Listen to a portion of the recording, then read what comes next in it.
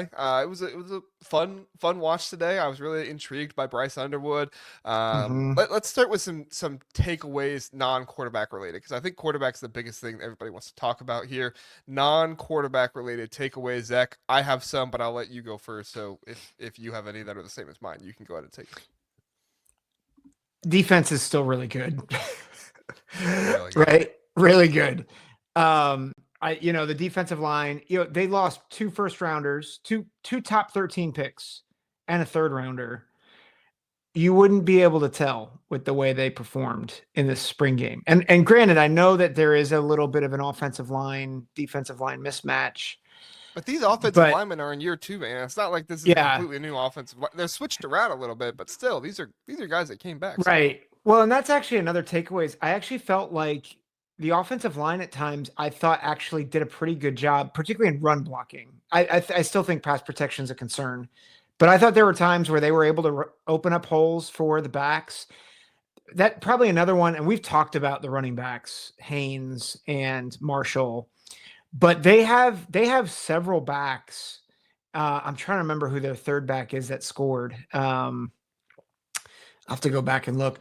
But I think the defensive line is going to be really, really good. Rayshon Benny, I think, is a name. He was already having some great reps a year ago. That dude's going to be a stud. And I Yeah, I he's just ready. think, yeah, like he's the next great one, I think. Kapana, that's right. Thank you, Kinetic. Um, they have they're three or four deep at running back, and their top two are legit maybe the best tandem aside from Penn State in the conference, if not the country. Like they are for real. And so I just came away thinking like even if the pass game doesn't completely gel, this is a team that I think can be 9-3, 10-2, and be a playoff sleeper at least. Yeah, we'll talk confidence in the playoffs here at the end. Connect did bring up a good point. I'm not going to put the comment on the screen because it was a little long, but essentially what he said was, it's not one versus ones and twos versus twos. They draft the teams and stuff like that, so you Yeah. don't necessarily have an offensive line that has been with each other, this entire time going together, and that's a very good point. So I don't really have much on the offensive line. I thought they ran blocked well, run blocked well, which was good, and that's what you want to see. Yeah. It was a little interesting. The first play of the game was a sack, right? But again, that is one of those Yeah. things where pressure is hard to pick up when you haven't had guys playing together the entire time. So it's going to be interesting to see. I think I just came away more than anything. The defensive line is awesome. I still hesitate to say they're as good as last year because I think that takes away from how good last year was. But Certainly. that Yeah. by no means does that mean that I don't think they're going to be fantastic again this year. Yeah. So that's good for them. Also, like Bryce Young, like we can start getting to the quarterbacks now. Dude has a live arm. Dude has a fantastic arm. The ball comes off his hand very pretty. It looks really good. He was overthrowing guys in this one, couple underthrows as well. But I mean, the dude's still 17 years old. So, and he just Yeah. went through one spring. So he's going to get it. He's going to continue to develop, and that'll be important for them. I think if they could get a backup quarterback in the portal, it would be good for him because I don't know about Bryce Underwood. Sorry, Philip. Bryce Underwood. Um, that's how good he looked. I was just comparing him to Bryce Young. No, but I can see why Jaden Davis wasn't given a whole lot of snaps last year. He looked like he was struggling a little bit. We'll see. What he kind of looks like as he continues to grow and stuff like that. But he's had a year. He in my mind he should look better than what we saw with him. But for all we know, could have just been one bad day. It is what it is. It Yeah. happens. But he's experienced now, and Mikey King could always come back and be the backup too. He's been kind of banged up and stuff like that. But you're Yeah. looking really really promising with Bryce Underwood, live arm, really good, and it looks like they're going to throw the ball down the field a lot this season if you take away from what they did in the spring game, which is encouraging to me if I'm a Michigan fan. Yeah. Well, and I'm glad that they did air it out because that's what they need to work on, right? Getting their quarterbacks live reps. I think to your point about Mikey Keene, they said it at the top of the broadcast that he is hurt and that's why he wasn't playing. And so I do think Mikey Keene is still a name to watch. I think it's Underwood's job to lose. I think that's very clear. But I do think Mikey Keene, I think he is a guy that at the very least is going to be in the backup role in come fall. And I think he is probably going to be a much more trusted backup than Jaden Davis, who I think is still learning and still kind of getting his footwork and mechanics all figured out. Because I think that was the biggest struggle with him was, at times when he was able to kind of stay upright or if he could move around a little bit, he was fine. But when things got haywire, I mean, everything kind of came apart for him, and he definitely needs some more seasoning. For sure, for sure.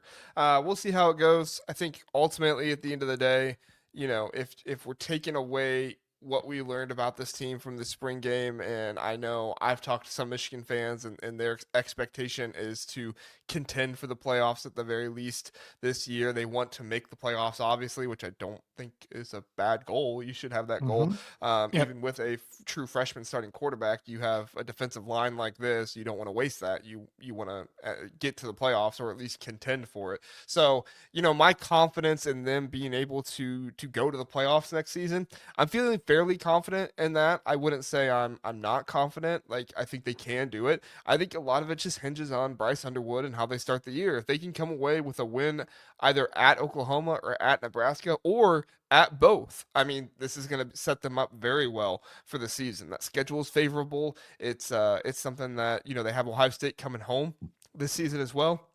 That's another Mm-hmm. big thing for them. So this schedule is in favor of what they're trying to do. The only hard part is you do face two really tough road games there in the first four games of the season. If you have Bryce Underwood starting, that's just more for him to try and get through, right? Dylan Mm-hmm. Raiola last year for Nebraska, he started out home games. It was really good for him to start that way. But when you saw once he started going on the road, things got tougher for him. We'll see how Bryce Underwood is able to adjust. I think he'll do. I think he'll do fine. It's just what does fine win you in with a true freshman quarterback. We'll have to see. What's your confidence level, Zach? I mean, if we're putting it out of 10, I would probably say either I'll say a 3 or 4, which is going to sound low, but here's I think Michigan's struggle. Like at Oklahoma is tough. Even though I think we both would say that Michigan is probably a little bit more talented than Oklahoma. It's a road game, game 2 of the season. Yeah, I do want to see what the John Mateer guy is Yeah. like. Yeah. Um, but yeah, I still think they're more talented. Yeah. And then at Nebraska is, I think, a tough game. I think at USC could be really tough. I think nobody thinks of USC as a threat, but I mean, if you listen to Lincoln Riley, his confidence, he seems way more confident now than he did a year ago. I'd And actually disagree on that, man. When he came to media days, dude was talking a lot of smack about being a blue blood and how they're gonna come into this conference and show they're a blue blood and this, that, and the other. Like, I saw somebody commented on that the other day, like the confidence of Lincoln Riley, and I'm like, guys, he had the same mm, confidence last year. Like he was, and I know some of that didn't get out there as much because some of it was to kind of local media with USC, yeah, that's so that fair. was kind of hard for people. But and that's why it pays to be at Big Ten Media Days. Unfortunately, I won't be able to go this year because it's in Vegas, and Big Ten Huddle doesn't exactly have the budget to go to Vegas yet. We'll get there someday. Yet. Uh, but that was kind of my thing. It's like I know not everybody saw it, but from what I saw, dude was super confident at Big Ten Media Days, talking about being a blue blood and everything else. So, I think that's just kind of who Lincoln Riley is. Like his Yeah. confidence isn't going to shake, which is great Yeah, for him. that's fair. Well, I just feel like USC's they are a question mark. Washington is a question mark. A lot of people like them as a dark horse to potentially win the conference. I don't know if I would go that far, but there's a lot of optimism around the Huskies. And then, they have to play Ohio State, who obviously they've beaten for, 4 straight times. But I just think there's enough landmines and enough questions where you're like, I can see 9-3. I don't know if 9-3 gets them in the playoff. I think they'd have to go 10-2, and they would need a win. They would need probably a marquee win, which they would get if they're at 10-2. So Yeah, 10 if and they're at 2, 10, 10-2 is where I think they would have to go, and I'm not convinced that 10-2 is where they end up. yeah, I think they're most losses they're going to see next season, and this is in like dire scenario, like bad scenario, I think the most they're going to see next season is 4.